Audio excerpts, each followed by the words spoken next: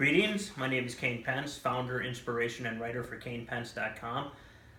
Coming to you today from my hometown of Minneapolis. I want to talk to you a little bit about the Civil War.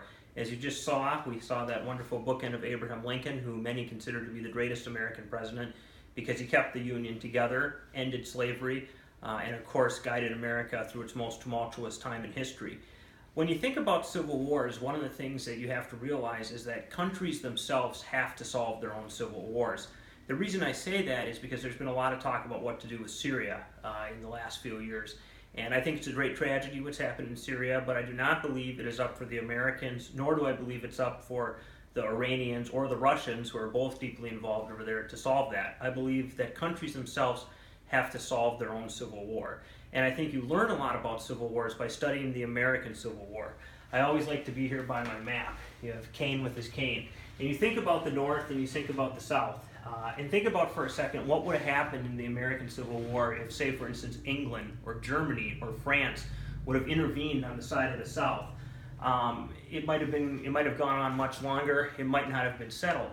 And one of the things that we relearned from studying the American Civil War, because there were people who tried to get foreign powers to intervene, is that countries themselves have to solve their own civil wars.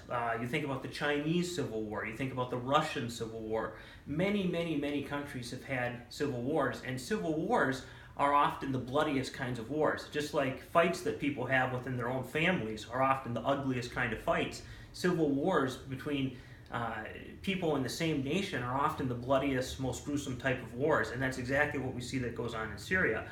But what I'm going to posit to you today is that there is no solution for America, or even I think the Russians or the Iranians, for what happens in Syria. The Syrians themselves have to solve it.